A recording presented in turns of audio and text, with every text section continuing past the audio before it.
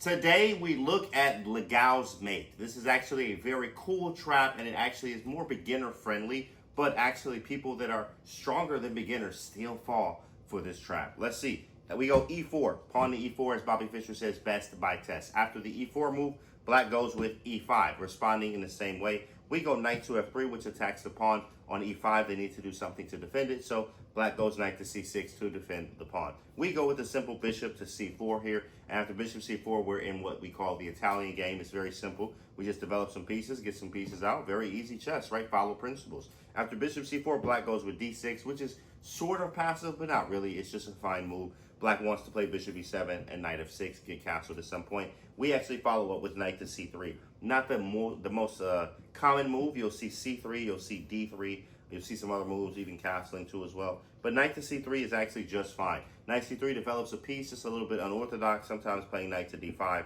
sometimes going d4, maybe transposing into what we call the Philidor defense as well. Now, after knight to c3, black goes with bishop to g4. Not the greatest move here. Now, of course, it's a little bit obscure. What we can play is h3, which kicks his bishop back. Of course, I always say it's better to make threats than not when I'm teaching students. So after bishop to g4, we're provoking this bishop into actually taking our knight on f3. And after queen takes, we have what we call the bishop pair. Bishop pair is actually sometimes looked at as an advantage, as positions will open up, which will favor the bishops, and black only having one doesn't really have the same type of a dynamicism that we have having two bishops. So after h3, which attacks the bishop on g4, the bishop can either take on f3 or back up to h5. And that is where we got him.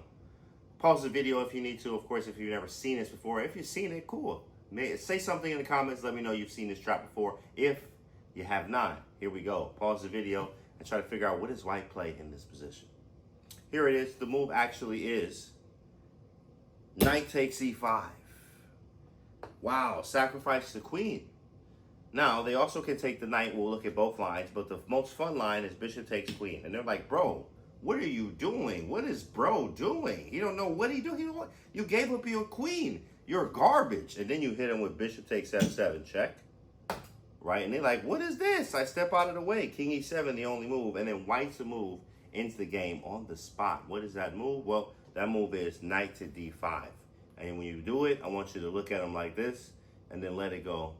And you just wait for them to realize that they're in checkmate. The knight is actually checking. The knight defends the bishop. The king cannot go e6 or d7 or e8, and GG, this is game over. King can't go f6 either because of the knight controlling that square as well. That is GG, aka good game, getting him off the board. So, very nice trap here. Now, with the bishop back on h5, what if they take the knight? A lot of times people don't cover this part of the trap. Is after knight takes e5, saying, oh, I know this trap. You know that trap. You know that. You're going to try to trick me.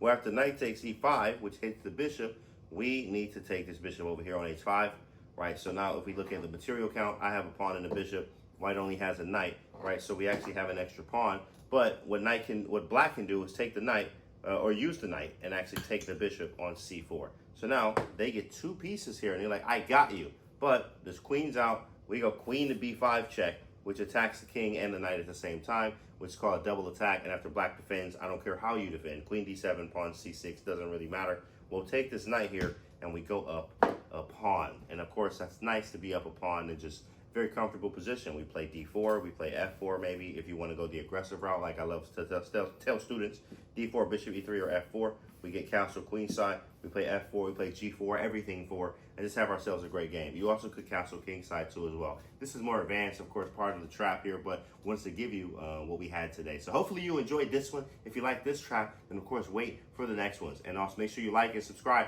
but also put comments under the video wherever you're watching this from. I'll see you guys on the next one.